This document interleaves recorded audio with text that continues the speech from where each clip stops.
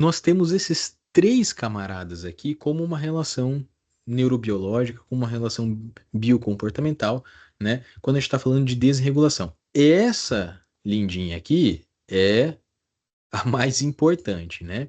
Então, quando você está com aquele cliente que, né, ou aquela pessoa que vê tudo como uma ameaça, vê tudo como um problema, ela muito provavelmente está com a amígdala extremamente ativada, que é a área do nosso cérebro que manda a gente fazer alguma coisa.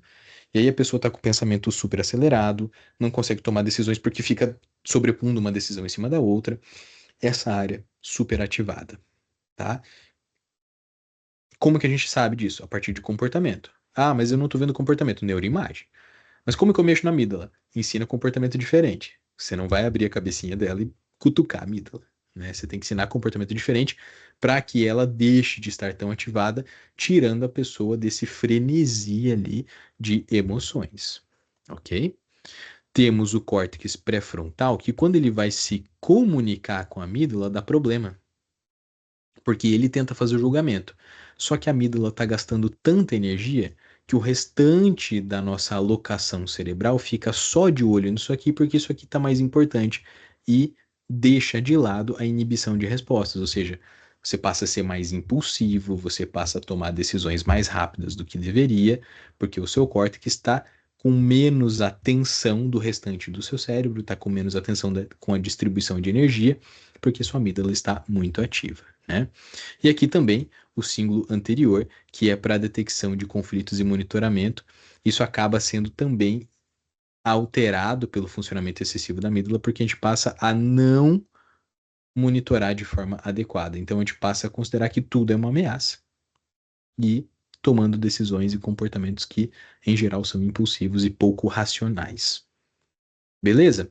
Existe um modelo, gente, eu não comentei com vocês no encontro passado, que é esse modelinho aqui. Não, eu até adicionei hoje na aula, nem tá no slide disponível lá para vocês, mas esse é o modelo que representa a ordem de pensamento da ferramenta de terapia que eu trabalho na clínica, né? Então, dentro da psicologia, a gente tem várias áreas, né? Por exemplo, análise do comportamento, psicanálise, psicologia cognitiva, e dentro dessas áreas a gente tem modelos de terapia também, como a FAP, a ACT, e o caso que eu trabalho aqui, que é esse PST, que é a terapia de solução de problemas centrada nas emoções, tá?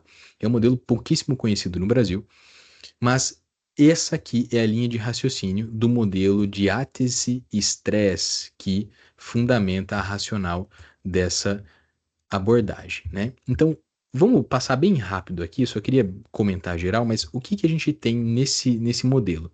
Primeiro, nós temos condições genéticas que afetam a nossa vulnerabilidade biológica a eventos estressores. Então, vocês podem perceber isso. Tem bebezinhos que são mais chorões, tem bebezinhos que são menos chorões, tem bebezinhos que são mais bravos, outros menos bravos, mais reativos, menos reativos. Existem dois fatores que afetam isso. Variáveis genéticas, gente, isso é passado, né, geneticamente, e estresses lá no início da vida, inclusive vida intrauterina. Um bebezinho também tem que lidar com problemas. E aí a gente tem aqui esses comportamentos ou habilidades de solução de problemas que vão afetando e retroalimentando toda essa relação, por isso que as setinhas vão e voltam e criam lá no início da nossa vida as nossas vulnerabilidades biológicas a eventos estressores. Caminhando na nossa vida, nós sempre vamos nos deparar com situações em que precisamos solucionar problemas. A forma como a gente seleciona problema na nossa infância um pouquinho mais velho, ou na nossa adolescência, ou na nossa vida adulta, depende de toda essa habilidade que foi construída ao longo da vida e daquilo que foi alterado dentro do nosso cérebro. Porque, como eu falei, o comportamento é selecionado, a rede sináptica também. Então, tudo na gente é selecionado. E aí, o que que acontece quando ficamos mais velhos? Lidamos com grandes eventos problemáticos e com eventos do dia a dia que vão se somando, né? Então eu tenho duas grandes fontes de estresse ou de problemas a serem lidados. Aqueles enormes, tipo a perda de um ente querido, né? Ou coisinhas do dia a dia, tipo apertei o botão do elevador e ele não tá vindo. O problema do eventozinho do dia a dia é que a gente não dá bola para isso. Mas ele vai se somando e no final do dia a gente tem 50 mini eventos que a gente não lidou bem e chega super estressado em casa.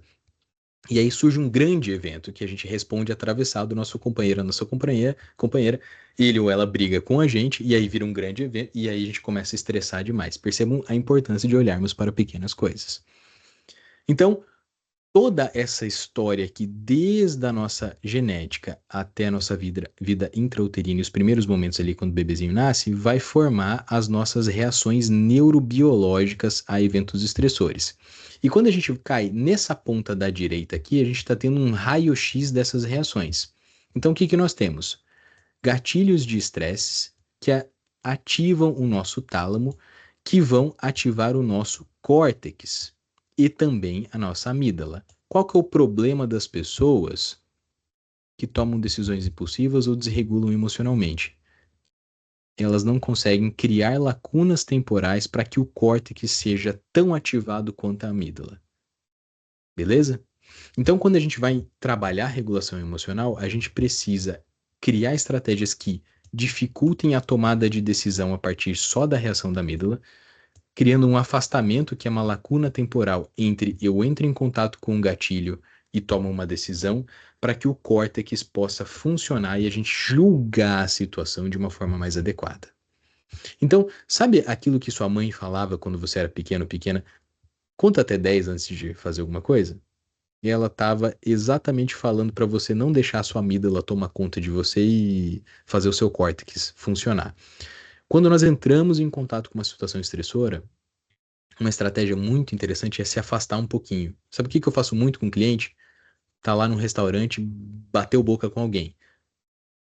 Vai pro banheiro, dá um tempo. E geralmente eu trabalho respiração diafragmática, né? Vai pro banheiro, faz a respiração, regula a emoção, deixa o córtex funcionar. A primeira coisa que vai vir vai ser o hominídeo que está dentro de você, né? Ele vai querer morder a cabeça do outro, né? Então, vamos deixar o hominídeo ficar um pouquinho mais controlado, vamos deixar a amígdala funcionar menos. Regulou, volta. Por quê? Você vai estar menos sensível a isso. Você vai estar menos disposto, porque você passou pelo julgamento do córtex e você se coloca numa posição muito mais adequada de se comportar de forma efetiva. Beleza? É sempre que dá certo? Não. Tem hora que você vai pro banheiro, você vai respirar, você vai voltar e tacar uma cadeira na cabeça da pessoa. Mas a questão é diminuir a probabilidade que isso aconteça. Beleza?